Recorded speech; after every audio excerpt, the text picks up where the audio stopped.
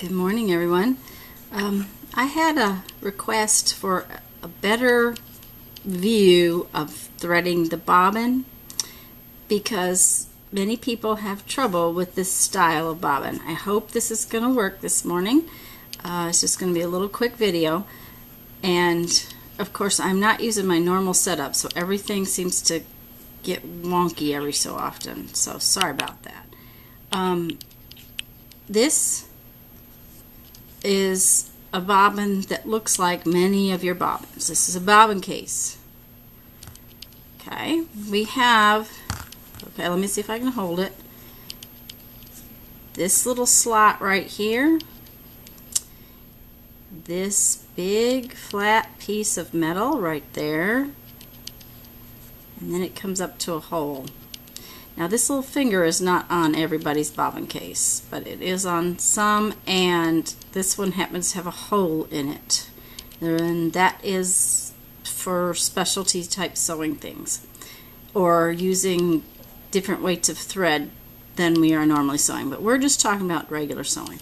We also have this little doodad right here. Let me see if I can do it.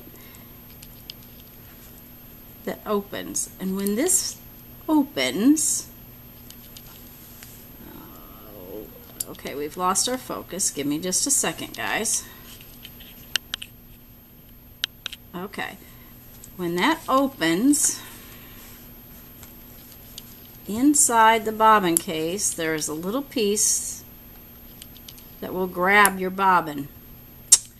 So that's important.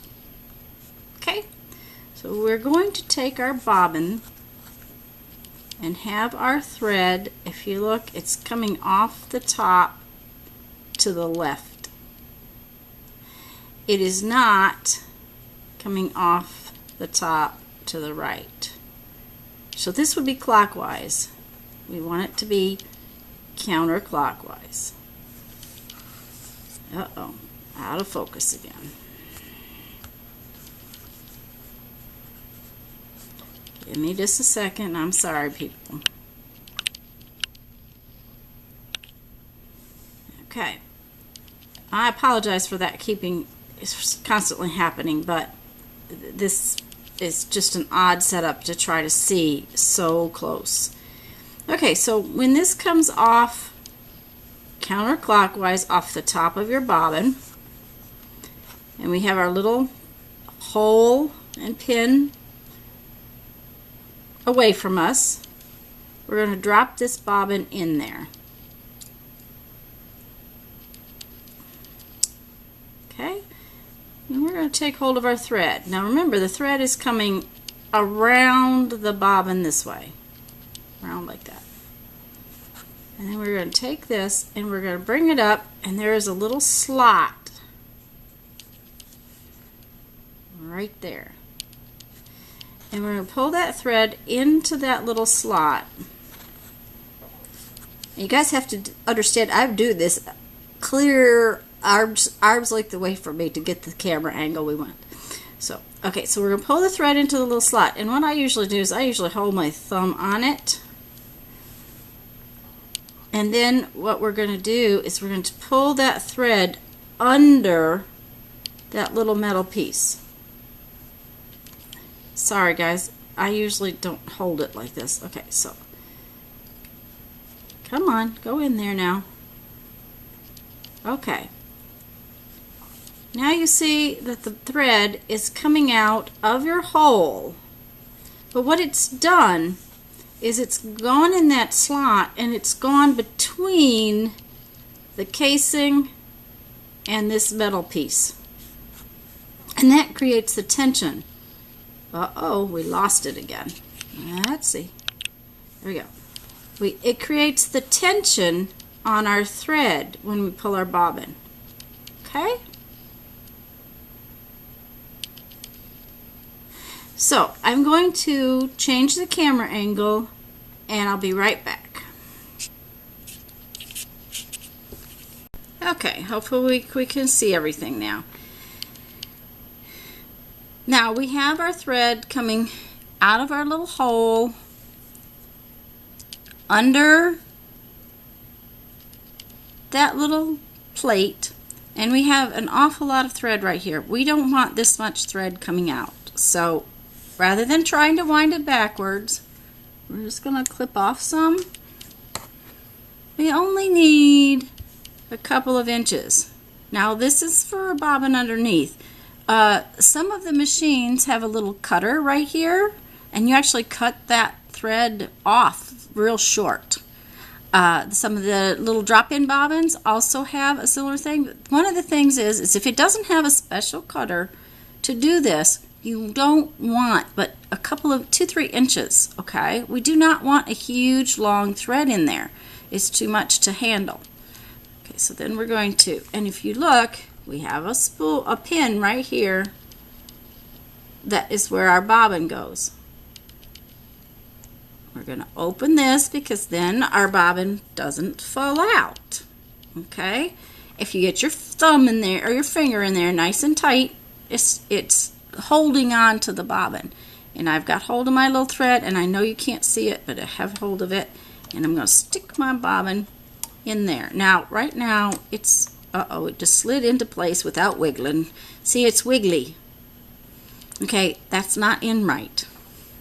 Your bobbin case has a special spot, and the little pin that goes up is got an alignment spot. Let me see if I can tilt the machine a little bit so you can see it. Okay, right there at the top, there's a spot where that pin goes in. And when you push it in, it clicks. And now, see, it doesn't really wiggle. Okay? Okay? Now, the newer machines look a little different down in there. Everyone is different, but they have similar characteristics. Okay? Now, some of the machines that have the little cutter, you actually pull the thread through that cutter and close your door. I always leave my door open until I have picked up my thread, because if I don't, then sometimes it can grab right here. It's not very often that happens. My machine is threaded, and I threaded it with red thread, so hopefully you could see the difference. The thing that you want to do next is put your thread through the slot of your presser foot and hold it to the back. Okay? You want to hold on to this. I'm trying to do that without glare. Okay, once we have that, we're holding on to it, we take our other hand and we turn our hand wheel. And remember from yesterday or the last video, we want our hand wheel to turn towards us, never away from us. And we are going to take one full revolution. If you see, my needle is in the up position when I threaded it. My presser foot is in the up position. I'm going to turn my hand wheel, and if you watch, this little guy's going to rotate, the needle's going to go down. It's all tied together. So we're going to turn it. That was my feed dogs clicking to come back up. I had them turned down. Okay, now when my needle gets back to the up highest position, then I can pull my needle thread. Okay, and as I pull my needle thread, the thread from the bobbin just came to the top. Okay, then I can close my little door. Now the next thing, and whenever you sew, these threads need to be under the presser foot. So the top thread goes back through the slot. Let me take this off and show you the slot. Let me see if I can get it. There we go. See that little drop, drop, drop. Mine is slotted off to the side a little bit. Some of them are slotted actually on the side. Some are slotted right down the middle. I have one that doesn't have this piece in the front of it. Okay, so the thing of it is that you want your threads, both of them, under the presser foot and out the back. Now, if your thread take-up lever is all the way to the top, if the needle is in its highest position, you don't have to hold these. But I will tell you that it's easier to hold them than to untangle a mess. So my feed dogs are up now. When I'm ready to sew, I can just, let me see what I got. Okay, I can just put my presser foot down and start to sew. I'm not plugged in, so I can't show you that. But that's about doing the bobbin. I hope this helped. I hope that the information, if this bobbin case does not look the same, like on my little Singer it's not the same, they still have the same characteristics down here. The way this whole unit comes apart, the type of bobbin, that can be different. But this unit is similar to all others. They all have to hold that bobbin case in there somehow. And even the ones that have a drop-in bobbin, they don't have a case that has to go in. And that's why a lot of people like them so well. They don't have to have that case. But the pieces around the bobbin and the bobbin case are similar because they have to move to pick up the thread. All of those things are the same. They're not the same. I shouldn't say that. They are similar. They function in this similar manner. Big industrial machines sometimes do not have a bobbin. They actually use a spool of thread that comes down through here, and don't ask me how that works because I've never seen one.